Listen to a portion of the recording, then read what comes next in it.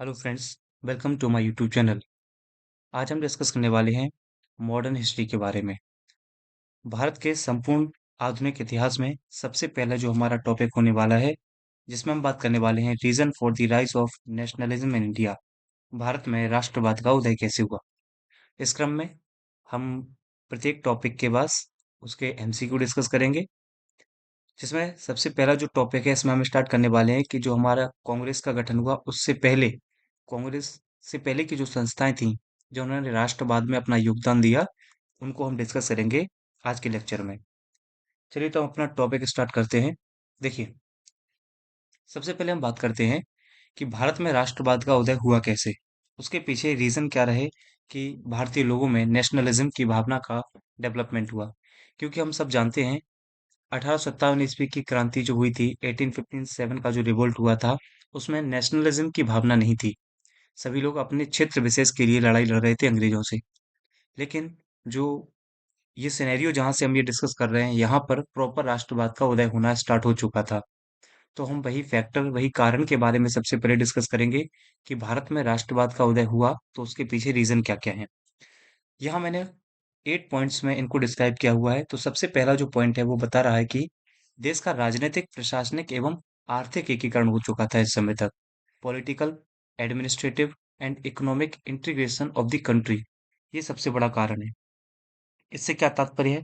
इससे तात्पर्य है कि जो ब्रिटिश की जो साम्राज्यवादी नीतियाँ थीं, जैसे वो युद्ध करते थे, हड़प नीति करते थे, इनके द्वारा क्या हुआ, भारत का एकीकरण हुआ। साथ ही पूरे भारत में इन्होंने एक समान कानूनों और नियमों के द्वारा प्रशासन का इन्होंने एकीकरण किया।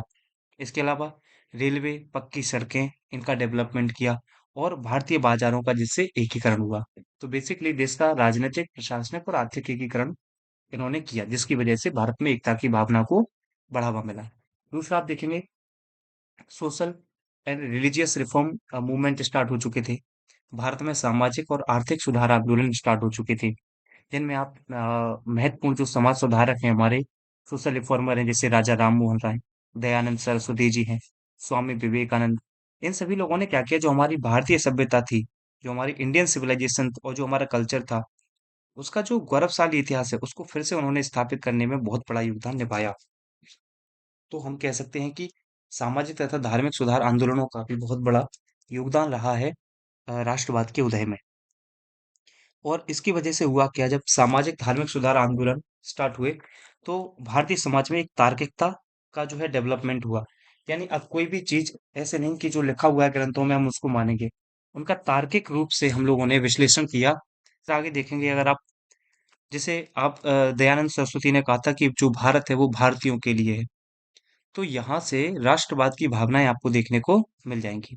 नेक्स्ट है हमारा आधुनिक शिक्षा प्राप्त मध्यम वर्गीय बुद्धिजीवी वर्ग का उत्थान हुआ है इसमें। देखिए, आधुनिक शिक्षा प्राप्त मध्यम वर्गीय बुद्धिजीवी से क्या तात्पर्य है। इंडिया से पहले जो हमारे वेस्टर्न कंट्री, जो पश्चिमी देश हैं, उन्होंने पुनर्जागरण के मूल्यों को समझा और उन्होंने राष्ट्रवाद तथा स्वतंत्रता, है ना, जैसे आप सुनेंगे मिल्टन का नाम सुनोगे, रूसो जैसे दार्शनिक, इन लोगों के विचारों से फ्रांसीसी क्रांति जैसी घटनाओं को बढ़ावा मिला और इसी से प्रेरित हुआ हमारा भारत। तो एक जो आधुनिक शिक्षा प्राप्त मध्यम वर्गीय बुद्धिजीवी हैं, उन लोगों ने इसको बड़ी वैल्यू दी। क्योंकि जो नवीन शिक्षित मध्यम वर्ग थे, उन्होंने राष्ट्रीय आंदोलन का नेतृत्व और प्रसार किया था। आगे आप पढ़ेंगे, जैसे देखेंगे इसमें, तो ये सबसे बड़ा फैक्टर हो जाता है। दूसरा, प्रेस की भूमिका, रोल ऑफ प्रेस। अब प्रेस का भी बड़ा योगदान है। आगे आप पढ़ेंगे बहुत सारे प्रेस में, जैसे हिंदू पैट्रियाट है, मराठा है, केसरी है, द इंडियन मिरर है। ये बहुत सारे अखबारों का प्रतिपादन हुआ, जिनकी वजह से हमारे देश में जन भावनाएं एकजुट होने लगी, है ना। आगे आप देखेंगे, जैसे और आप बुक्स के नाम पढ़ेंगे, जैसे आनंद मठ है, भारत दुर्दशा है, नील दर्पण जैसे जो साहित्य हैं, इन्होंने ब्रिटिश शासन के जो वास्तविक स्वरूप थे उनकी जानकारी से पूरे भारत को अवगत कराया। तो प्रेस की भी एक बड़ी भूमिका है भारत में राष्ट्रवाद के उदय के लिए। इसके अलावा नेक्स्ट है परिवहन, संचार के साधनों का विकास। मतलब जो डेवलपमेंट ऑफ जो आपके ट्रांसपोर्ट है, कम्युनिकेशन है, इसका डेवलपमेंट बहुत ज्यादा हुआ। मतलब कहने का मतलब रेल, तार, डाक, इन सब का डेवलपमेंट हुआ इसी समय में, है ना। और आप देखेंगे इसी में कि जो ब्रिटिश औपनिवेशिक जो शोषणकारी नीतियां थी, उन्होंने भी राष्ट्रवाद के बढ़ावा दिया, क्योंकि ये लोग प्रजातीय विभेद की नीति को अपनाते थे। दूसरा, भारतीय जो ब्रिटिश भू राजस्व थे, और इन्होंने जो भी औद्योगिकीकरण नीति अपनाई थी, जिससे बंगाल में या पूरे भारत में कहिए अकाल और भूखमरी जैसी समस्या उत्पन्न हुई थी। इसके अलावा धन का निष्कासन, जिस पर दादा भाई नौरोजी ने बहुत कुछ लिखा हुआ है। तो ये बहुत सारी ऐसी नीतियां हैं जिसकी वजह से भारत में राष्ट्रवाद को बढ़ावा मिला। उसके अलावा आधुनिक जो राजनीतिक संस्थाएं थी, उनकी स्थापना हुई। आधुनिक राजनीतिक संस्थाओं में, जैसे हम पढ़ेंगे अभी आगे, कांग्रेस से पूर्व की संस्थाएं, फिर कांग्रेस की स्थापना हुई, और कांग्रेस के बाद भी बहुत सारी संस्थाएं स्थापित हुई। और फिर कुछ होते हैं तात्कालिक रीजन, इमीडिएट कॉज, जैसे लॉर्ड लिटन की नीति को हम तात्कालिक नीतियों में रख सकते हैं। जैसे दिल्ली दरबार का आयोजन किया था, वर्नाक्युलर प्रेस एक्ट आया, जिससे प्रेस पर प्रतिबंध लगाया गया। आर्म्स एक्ट ये लोग को लेके आए हैं, जैसे मतलब जो शस्त्र रखने पर इन्होंने बैन लगा दिया, है ना? इसके अलावा और देखेंगे आप लॉर्ड लिटन की नीति में कि जो आईसीएस की परीक्षा होती थी, उसकी आयु 21 से घटाकर इन्होंने 19 वर्ष कर दी थी। इलबर्ट बिल विवाद हुआ। तो ऐसे बहुत सारे पॉइंट हैं जो तात्कालिक कारण में आ जाते हैं, और इस प्रकार से हम कह सकते हैं कि ये 8 मुख्य कारण हैं भारत में राष्ट्रवाद के उदय के। तो यहाँ से हम समझेंगे कि राष्ट्रवाद का उदय हुआ कैसे। अब देखिए, राष्ट्रवाद का उदय जब हुआ, तो इसमें बहुत सारी संस्थाओं का बहुत ज़्यादा योगदान है, जिनमें हम सबसे पहले बात करते हैं कांग्रेस से पूर्व स्थापित संस्थाएँ। अब अगर आप कांग्रेस से पूर्व स्थापित संस्थाओं में बात करेंगे, तो सबसे पहले हम देखेंगे वो क्षेत्र जहाँ पर ये संस्थाएँ स्थापित हुईं। लाइक, आप देखेंगे बंगाल, बॉम्बे, मद्रास, और कुछ हम फॉरेन इंस्टीट्यूशन देखेंगे, जो विदेशों में स्थापित हुए। अगर हम बंगाल में देखेंगे, देखेंगे बंग भंग प्रकाशक सभा की स्थापना हुई बंगाल में 1836 में। लैंड होल्डर्स सोसाइटी की स्थापना हुई 1838 में। इसके अलावा Bengal British India association 1843, British India association 1851, Indian league 1875, Kolkata student association 1875। तो ये बंगाल में स्थापित संस्थाएं हैं। इसके अलावा बॉम्बे में आप देखोगे, तो बॉम्बे एसोसिएशन है 1852 में, जिसकी स्थापना हुई। इसके अलावा पूना सार्वजनिक सभा 1870 में, बॉम्बे प्रेसिडेंसी एसोसिएशन 1885 में। मद्रास में मद्रास नेटिव एसोसिएशन 1852, मद्रास महाजन सभा 1884 में, और कुछ विदेशी संस्थाएं जैसे कि London Indian committee, London Indian society and east Indian association. इनके आपको वर्ष भी याद रखने हैं। आगे कुछ क्वेश्चंस हमने इसमें डाले हुए हैं, जिससे आप समझ पाएंगे कि ये वर्ष आपको इनकी स्थापना के याद रखने क्यों ज्यादा महत्वपूर्ण है। चलिए, तो एक एक से हम इन सभी जगह के जो इंस्टीट्यूशन है उनके बारे में डिस्कस करते हैं। सबसे पहले हम बात करते हैं बंगाल की। तो देखिए, बंगाल में आप बात करोगे, तो सबसे पहले हम बात करेंगे बंग भंग प्रकाशक सभा के बारे में। इसकी स्थापना होती है 1836 में, 1836। जो इसके फाउंडर हैं वो हैं गौरी शंकर तरकाबागीस। इनका नाम याद रखना है, जो बंग भंग प्रकाशक सभा के संस्थापक माने जाते हैं। इसमें सबसे इंपॉर्टेंट पॉइंट ये है कि बंगाल में स्थापित यह पहली राजनीतिक संगठन है, first political organisation established in Bengal, which is बंग भंग प्रकाशक सभा। तो ये 3 पॉइंट्स में आपको बंग भंग प्रकाशक सभा को याद रखना है। 1836 गौरी शंकर, और बंगाल में स्थापित पहला राजनीतिक संगठन है ये। दूसरा है लैंड होल्डर्स सोसाइटी। इसकी स्थापना 1838 में हुई, कलकत्ता में हुई। इसके संस्थापक माने जाते हैं द्वारकानाथ टैगोर, जबकि इसके भारतीय सचिव हैं, इंडियन सेक्रेटरी हैं प्रसन्न कुमार ठाकुर। इसका ब्रिटिश सेक्रेटरी कौन है? विलियम काबरी। तो विलियम काबरी लैंड होल्डर्स सोसाइटी का अंग्रेज सचिव माना जाता है, ब्रिटिश सेक्रेटरी माना जाता है, और इसको बंगाल जमींदार सभा के नाम से भी हम जानते हैं। तो ये लैंड होल्डर सोसाइटी में आपको याद रखना है द्वारकानाथ टैगोर 1838। तो 36 में बंग भंग प्रकाशक सभा और 38 में लैंड होल्डर सोसाइटी, ये द्वारकानाथ टैगोर ने स्थापित की। नेक्स्ट है बंगाल ब्रिटिश इंडिया सोसाइटी। 1843 में इसकी स्थापना हुई जॉर्ज थॉमसन के द्वारा। तो जो बंगाल ब्रिटिश इंडिया सोसाइटी है, इसकी स्थापना जॉर्ज थॉमसन ने 1843 में की। इसका जो सेक्रेटरी था वो है प्यारी चंद्र मित्र। तो प्यारी चंद्र मित्र बंगाल ब्रिटिश इंडिया सोसाइटी के सचिव माने जाते हैं। अगला जो इंस्टीट्यूशन है वो है इंडियन लीग।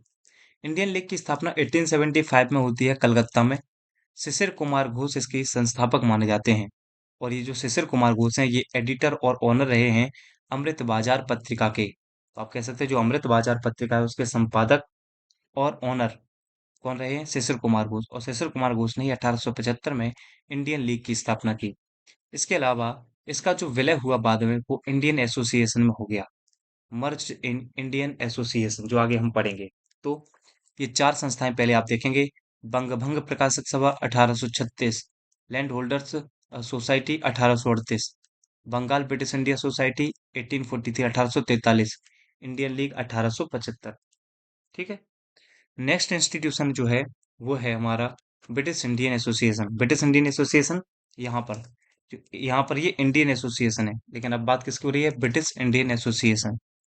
इसकी स्थापना 1851 31 अक्टूबर को हुई, कलकत्ता में। इसकी जो संस्थापक मानते हैं वो है राजा राधाकांत देव, जो कि इसके अध्यक्ष थे। ब्रिटिश इंडियन एसोसिएशन के अध्यक्ष माने जाते हैं राजा राधाकांत देव।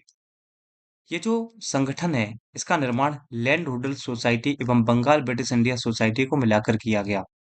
तो जो लैंड होल्डर्स सोसाइटी है और बंगाल ब्रिटिश इंडिया सोसाइटी है, जो इन दोनों को मिला के, यानी कि ये लैंड होल्डर सोसाइटी और बंगाल ब्रिटिश इंडिया सोसाइटी, इन दोनों को मर्ज करके बनाया गया क्या?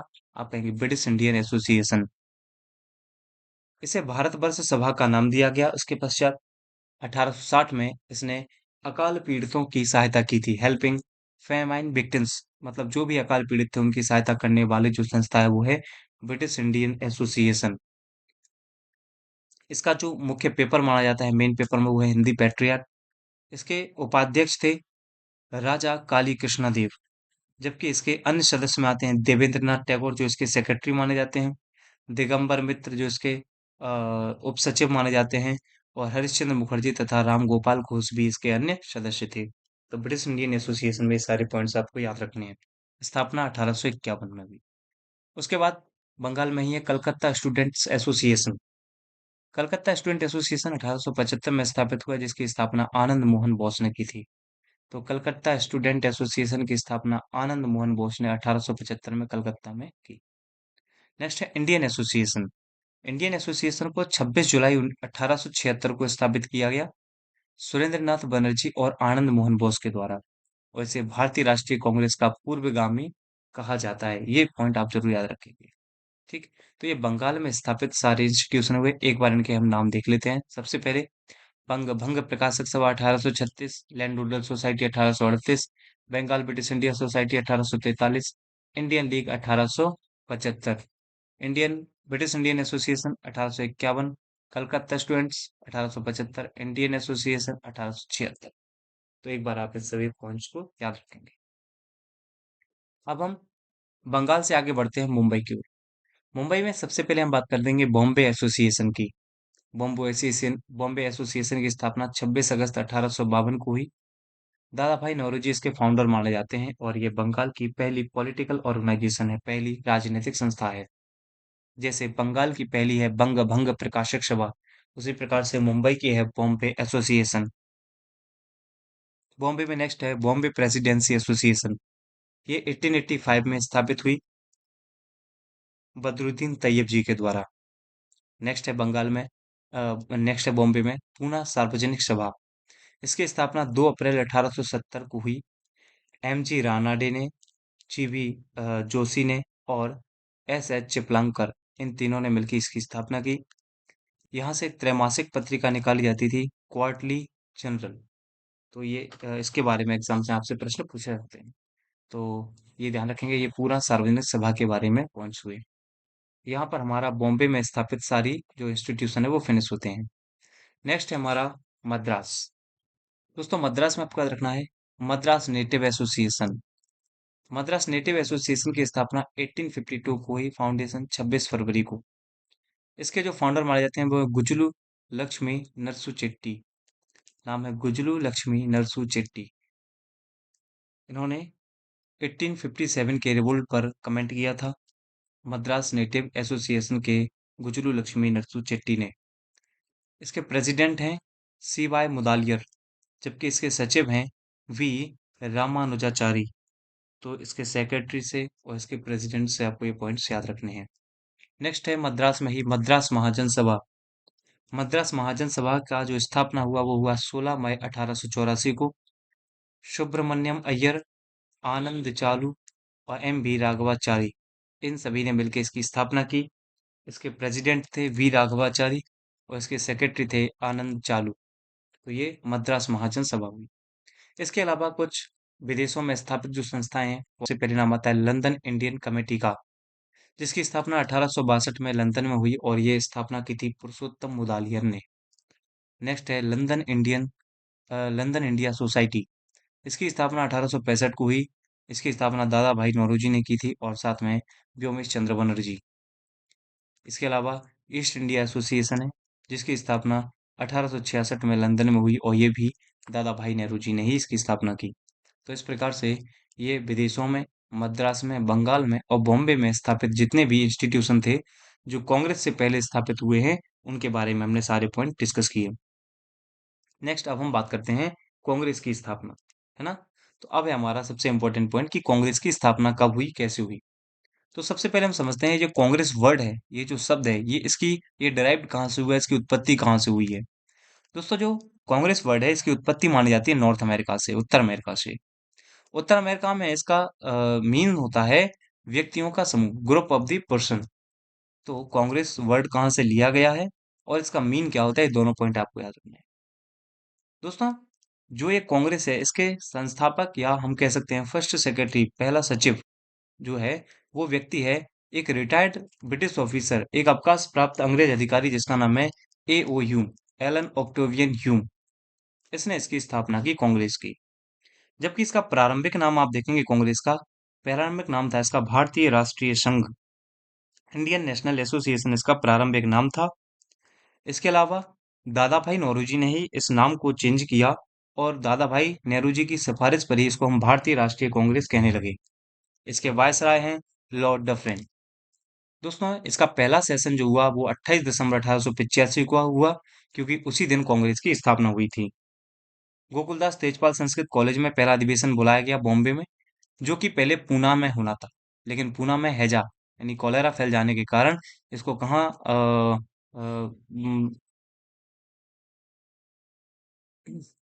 पूना में कॉलेरा फैल जाने हैजा फैल जाने के कारण इसको गोकुलदास तेजपाल संस्कृत कॉलेज में आयोजित किया गया। वहीं इसके आप पहले अध्यक्ष की बात करेंगे तो व्योमेश चंद्र बनर्जी हैं। इसमें टोटल 72 मेंबरों ने पार्टिसिपेट किया था। मुख्यतः इसमें थे दादा भाई नौरोजी, फिरोज शाह मेहता, दिनसा वाचा, केटी तेलंग, बी राघवाचारी, एस सुब्रमण्यम और पी आनंद चारुलू। ये वो मुख्य सदस्य हैं जो इसमें पार्टिसिपेट हुए थे। जबकि वहीं एक नाम याद रखना है, सुरेंद्र नाथ बनर्जी, जिन्होंने कांग्रेस की पहली बैठक में भाग नहीं लिया था। ये सारे फैक्ट आपको याद रखने हैं कांग्रेस की स्थापना से रिलेटेड। नेक्स्ट हम बात करते हैं कांग्रेस की उत्पत्ति से संबंधित कुछ अवधारणाएं हैं, जिनमें आपको सेफ्टी वॉल्व सिद्धांत याद रखना है, जो लाला लाजपत राय ने दिया था। तड़ित चालक सिद्धांत दिया था गोपाल कृष्ण गोखले ने। मतलब ये कमेंट है कांग्रेस की स्थापना के लिए, ब्रिटिशर्स को बचाने के लिए।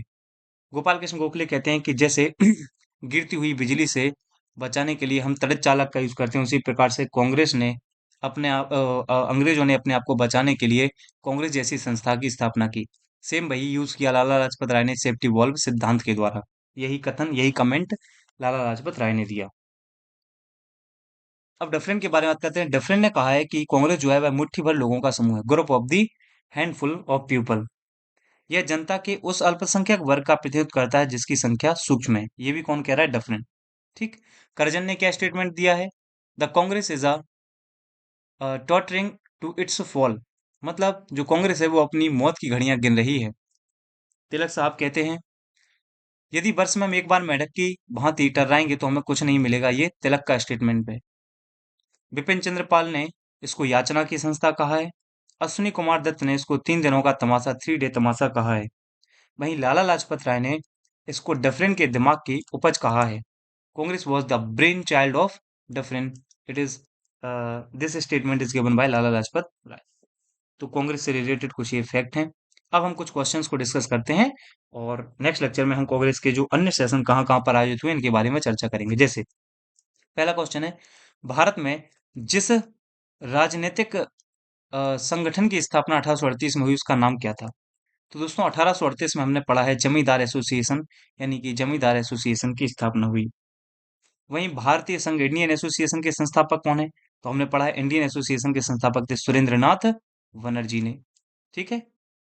नेक्स्ट क्वेश्चन है हमारा, निम्नलिखित को उनके संगठन के आधार पर क्रमवार जमाइए। देखो, आपको ये बताना है कि कौन से एसोसिएशन की स्थापना पहले हुई। तो मैंने आपको बताया था, अगर आप वो क्रम पढ़ेंगे तो इस क्वेश्चन का राइट आंसर क्या होगा? डी। सबसे पहले बॉम्बे एसोसिएशन, उसके बाद इंडियन लीग, फिर आता है इंडियन एसोसिएशन और फिर आती है मद्रास महाजन सभा। क्लियर है? नेक्स्ट देखो, अगला क्वेश्चन जो होगा इसका राइट आंसर होगा डी। अगला है हमारा क्वेश्चन, इसके बारे में ये पूरा डिस्कशन दिया है तो आप देख सकते हैं। बम्बई प्रेसिडेंसी एसोसिएशन की स्थापना किसने की थी? तो हम सब जानते हैं फिरोज शाह मेहता ने इसकी स्थापना की थी। और लास्ट, ये मैचिंग आपको देखना है, इसका राइट आंसर क्या होगा? जैसे land holders society, land holders society के स्थापना संस्थापक हम जानते हैं कौन है? द्वारकानाथ टैगोर। तो इसका है फोर्थ। तो पहले का फोर होगा, तो ये दूसरे का हम देखेंगे, ब्रिटिश इंडिया सोसाइटी, ये विलियम एडम्स ने।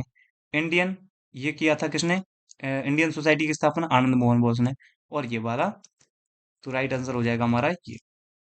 तो इस प्रकार से आपको ये सारे क्वेश्चंस आपको याद रखने हैं। ठीक। तो आज हमने कांग्रेस स्थापित होने से पूर्व की संस्थाएं देखी।